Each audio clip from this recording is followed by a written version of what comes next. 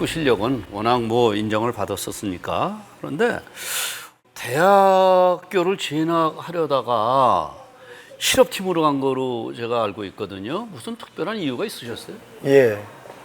그거는 저는 형님이 한 분 계셨는데 육군사관학교를 가셨고 누님이 이제 그 학교를 다니니까 나보다 이제 2해 후에니까 이제 중학교 1, 2학년 때가 그렇고 그래서 이제 크면서 집안의 생활이 갑자기 어려워져 갖고 사업이 안 되니까 제가 생활을 안 하면 안 되게 되는 어떤 환경이 됐습니다.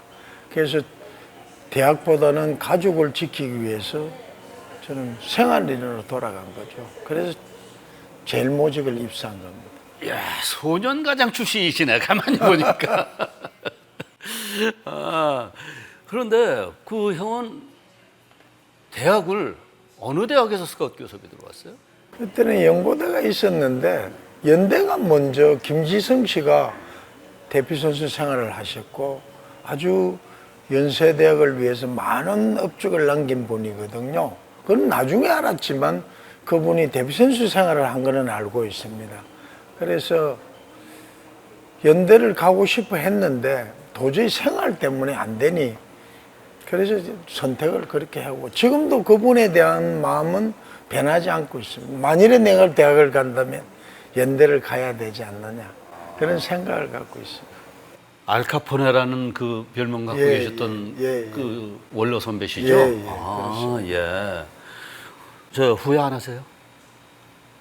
지금 후회하면 뭘 하겠어요. 아니, 그래도 마음속에. 근데 연고대가 거대한 산맥을 갖고 있는 것만은 사실입니다. 축구계. 거의 연고대가 지배를 했으니까. 내가 왔을 때는 이북에서 피난 온 분들하고 서울 사람들하고 그 다음에 연고대가 거의 지배를 했으니까 축구계를. 그래서 우리 지방 사람들은 그렇게 큰 일을 할 수 있던 그런 건 아니었어요. 굉장히 서름은 많이 좀 받았죠. 선후배 관계로서는. 그래서 혹시 그런 게 축구계 영원한 야당 뭐 쓴소리의 대가가 되진 않았을까요? 그런지도 모르죠. 저는 뭐 이제 좀 선후배가 없으니까 그때 당시는 혼자서 모든 것을 해결해야 되니까 어려움이 많았죠. 대표단에 가도 혼자 있고 또 팀에 들어와도 선후배가 없으니까 늘 이제 뭐 심부름하고 그때 공바람도 해야 되고 뭐 심부름도 하고 여러 가지 청소도 해야 되고 빨래도 해야 되고 그런 어려운 환경에서 축구를 했죠. 제일모직은 어떻게 그 감독분께서 스카웃을 하신 겁니까? 아니면은 뭐 여러 군데서 스카웃 교섭이 들어왔는데 뭐 특별히 제일모직을 이렇게 선택을 하신 겁니까? 그거는 이제 제일모직이 내가 3학년 때 고등학교 3학년 때 제일모직이 창단을 해갖고 동계훈련을 옵니다. 부산으로. 그런데 거기서 연습 게임을 하다가 저를 발굴한 겁니다. 그 제일모직에서. 그 추천이 돼갖고 이야기가 먼저 됐고 그 소문이 퍼져서 그때는 서울로 시합 오는 것이 1년에 한 번 정도 있을까 말까 하고 그리 알려져 있지 않을 때죠. 그래서 소문을 듣고 오게 된 게 이제 늦게 온 거죠, 연고대가. 그래서 제일모직으로 낙찰이 돼서 간 겁니다. 그때 혹시 그 제일모직의 팀을 맡고 계셨던 분이 안종수 선생님 이전에 배종호 씨라고 계신 분이 안 선생님하고 우리 스승님하고 친구분인데 어떤 지병으로 인해서 돌아가시게 됩니다. 그런데 유은혜 이 팀을 살리려면 안종수 선생님을 선택해라. 그래서 그분이 가는 바람에 1년 있다가 내가 이제 대학에서 그거 되더라도 제일모직을 가게 되는 그런 입장이 됐죠.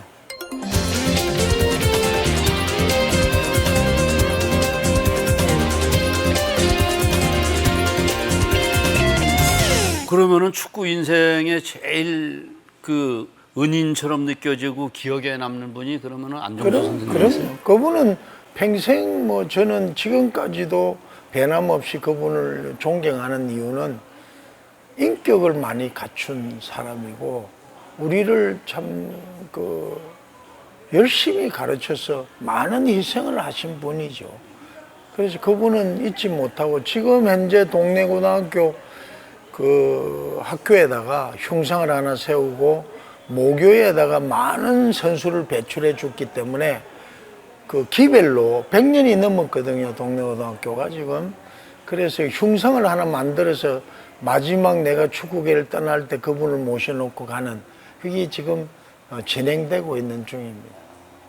그 안종수 선생님에 대한 그 어떤 그 지금 가장 존경하시고 그런 분이라고 하셨는데 다시 한번 되돌아봤을 때 그 인품이 어떠셨어요, 운동장에서? 그분은 뭐랄까 좀 특이한 분이에요. 선수들을 존경해주고 축구인을 늘 희생해서 자기가 몸소하시고 또 선수들에 대한 그런 애정이 남달리 깊은 분이 돼서 제가 데뷔 선수 됐을 때 보내주지 않았어요. 근데 자기가 볼 때는 제자가 후보 선수 생활하는 데뷔 선수는 하지 말아라.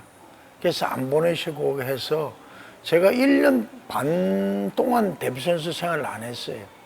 그 이후에 그때는 선발전을 했는데 그 이후에 이제 가면 될 것 해서 그분 때문에 제가 1년 반 있다가 갔는데 베스트가 되면서 평생을 벤치에 앉지 않고 축구 선수 생활을 했습니다. 아, 그럼 근데 그땐 어린 마음에 대표팀에 선발이 되는데 안 보내주신다?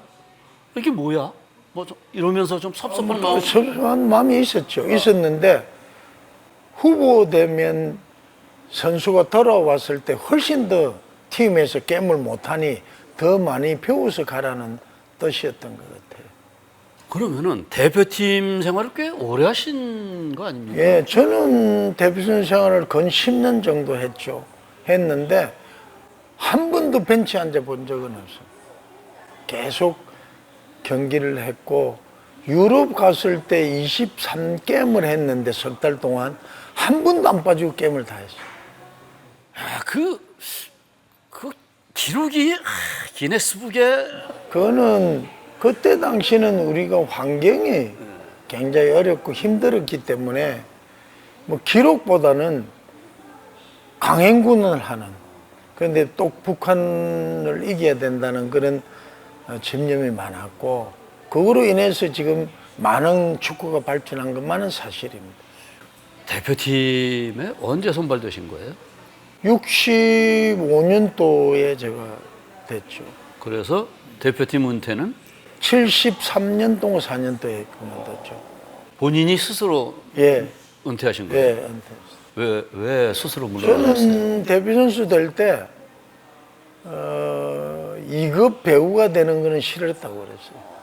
이게 얼굴은 팔리고 생활이 안 되는데 그걸 뭘 알리느냐. 그래서 조용하게 데뷔 선수 생활을 열심히 하고 직장 생활 아마추어니까 열심히 하려고 그렇게 노력해서 생활을 그렇게 했습니다. 그러시면은 60년대에 이제 주로 활동을 하신 거란 말이에요. 그때 그 축구계 그 열악한 상황이었을 것 같아요. 그때 그를 좀 한번 회상해 주세요. 그때는 시합을 가는 날 아침에 여의도 병장에서 떠났으니까 그때는 그러면 여의도 병장이 진짜 있었나 할 정도로 지금 젊은이들이 그런 시절에 축구를 했으니까 환경은 엉망이죠. 모든 게 다 미흡하고 그래도 우리는 그 국가대표로서 할 일을 다 해야 된다 해서 굉장히 열심히 했죠. 선수들이. 많은 선수들이 젊은 선수들이 한국 축구를 위해서 희생한 분이 많죠. 지금 이제 고인이 된 정병탁 씨나 우리 또래 중에 박수일 씨나 이런 사람들이 일찍 이제 돌아가셨는데 그런 사람들이 고생 많이 했죠. 우리하고. 지금 그 허영이 말씀하시는 그 정병탁 선수, 박수일 선수 참 예전에 같이 앉아서 이 한 잔도 예. 좀 잘하고 그러셨는데 그렇죠. 예. 뭐 저도 사실은 호양을 이렇게 몇 년 만에 오늘 이렇게 뵙는데 그 좋아하시던 약주도 이제 안 드시고 그러신다니까 좀 마음이 좀 짠해요.